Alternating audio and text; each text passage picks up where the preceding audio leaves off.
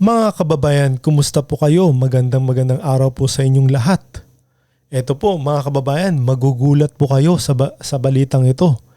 Kerwin Espinosa, prinoklama ng mayor ng Albuera, Leyte, mga kababayan. So paano ho nangyari yun? Oh my goodness. Ito dati hong alam niyo na, naakusahan na drug lord. At ito ho'y nanalo sa Albuera, Leyte, mga kababayan. Ito ho yung kanyang score dito sa pagkamayor. Ito naging resulta po. Espinosa, nakakuha ho ng 10,000. Tapos yung kalaban po niya ay 7,000 lang po. So ano po nangyari? Marami ho nagtataka dito mga kababayan sa proklama niyang mayor na mga kababayan. Ito, tignan ho natin. Panoorin ho natin, oh. Panoorin natin. Oo, yan. Oh, yan.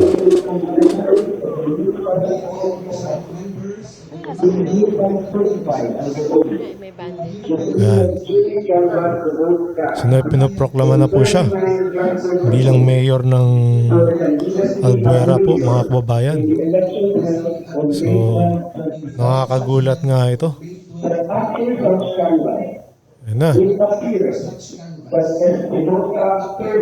At ito nga ho, yung RR Espinosa din na Vice Mayor. Hindi ko ho alam kung kapatid niya ho ito. Ang Vice Mayor naman ng Albuera. So parang napakaliit lang pala yata ng populasyon dito sa Albuera, mga kababayan. Yan o.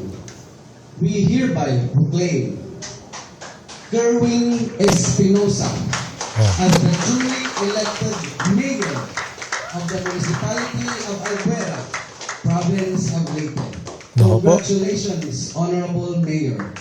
Oh, mayor na ho siya, mga kababayan. At Sandra, tuwang-tuwa sa niyang mga supporters at naghihiyawan pa ang ilan sa mga supporters nila dito.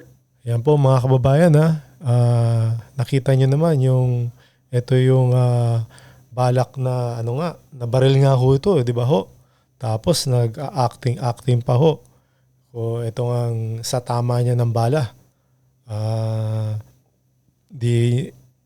Ito yata yung nagpapanalo sa kanya dahil nagdrama siya, mga kababayan, sa mga sa mga tao diyan sa syudad niya, mga kababayan. So ito may sinabi rin ho siya na ang gusto niya daw mangyari ay magkaroon ng peace order dito sa lugar nila at masugpo nga daw po itong mga droga sa lugar nila. At tapos itinatanggi niya ho na hindi ho siya ang drug lord, mga kababayan. Ito, panoorin po natin yung sinabi niya dito.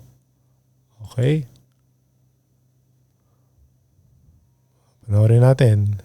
Kasi nagsasalita Magandang umaga naman sa iyo, Sir Igan at Ma'am Pia. Opo, kasama ko rin po si Atom dito. Mayor, reaction lang po at natapos na itong... Sir Atom, magandang umaga din sa iyo. Sige. Okay, reaction lang po sa naging proklamasyon ninyo at hindi naging madali ang kampanya dahil nagkaroon ng pagbabanta at pagtatangka sa inyong buhay, Mayor. Yan. Sa lahat ng nangyari sa akin, lalo akong ginaganahan sa kampanya namin. Kasi gusto kong matupad ang mga plano talaga namin kung ano ang plataforma ng BEPK. Ano nga ba plataforma niya? Ito, pakinggan ho natin. Dahil ito nga ho, dahil sa pagtangkang buhay niya at nag-arte-arte po siya, nanalo ho, mga kababayan, dito sa Albuera.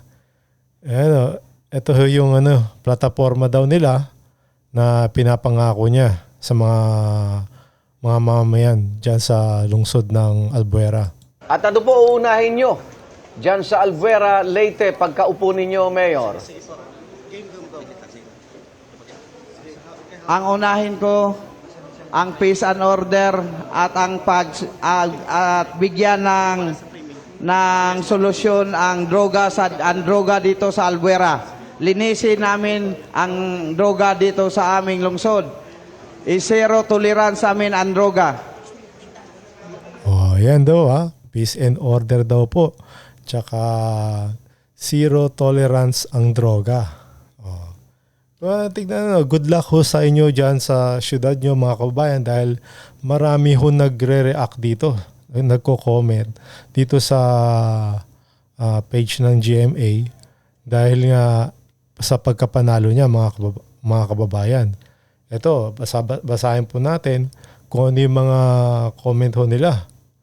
So, buong Albuera magdidiwang sa Cebu. So, mga ano yan, mga tao dyan, siguro, di natin no masasabi na iyan ang gagawin nila, magdidiwang sa Cebu.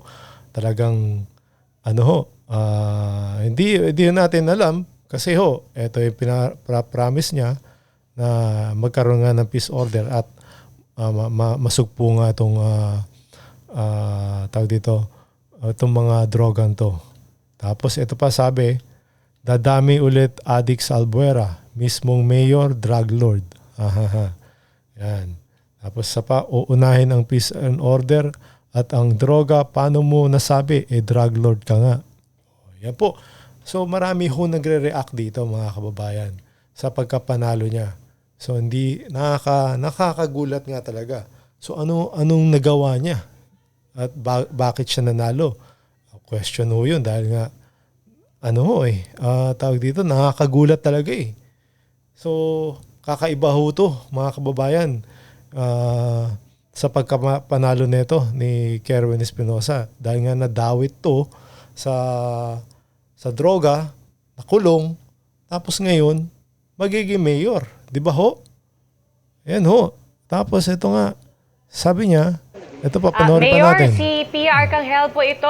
Alam po natin na naging mainit no, ang labanan dyan po sa inyong lugar. At kapag galing po sa isang mainit na kampanya at ganong klaseng labanan no, sa politika, mahirap minsan na kapag kayo po ay naupo na sa pwesto na ipagkaisa ang inyong mga constituents. So ano po ba ang balak po ninyong gawin para maipagkaisa sila lahat? Sabi niyo po, peace and order ang isa sa mga uunahin po ninyo. Oo nga, peace and order. Ang gagawin ko is magmi-meeting kaming ang council ko, magmi-meetingin ko sila.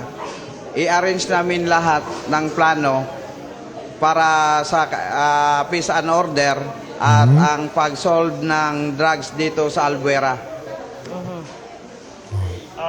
Mayor Kerwin, ano po ba ang sitwasyon pagdating sa peace and order sa Albuera Leyte at ito po ang inyong ginawan ng prioridad sa inyong proklama ngayong araw bilang mayor? Ganun po ba kasama? Ano po yung mga unahin ninyong ayusin? Masama ho ba? Marami ho bang Kasi dyan? may mga patay dito pero hindi nanggaling dito sa Albuera. Nanggaling sa katabing syudad, dinadala nila ang mga patay, ang mga pinapatay nila dito sa Albuera. Dito nila tinatapon. Grabe ho pala dyan, no? May patayan talaga ng nangyayari, mga kababayan. So, tinatapon nila daw dyan yung totoo kaya ito, mga kababayan. Talagang tinatapon ng mga taga-ibang lugar dyan mismo sa sa syudad nila, mga kababayan. Ito, wow, Albuera Leyte, good choice. And good luck sa inyo. Sana di kayo magsisisi sa pinili nyo. Yan, sana nga ho, hindi ho sila magsisi sa pinili nila na mayor. Dahil nga, alam nyo naman, itong taong to ay nadawit sa droga po. Yan po. Tapos isa pa, drug lord noon, mayor na ngayon, so much power. Congrats voters, nanalo kayo ha. Wala sanang iiyak pag naging addict ang mga anak nyo. So ito ho, kawawa ho itong mga tao dito sa nasasakupan niya. Dahil nga, pag nangyari ho yun, tapos bumalik na naman ng droga dyan sa syudad na yan, kawawa ho yung mga anak natin. Yan po, sana ho, hindi ho kayo magsisi At sana nga itong taong to ay nagbago. Yan po.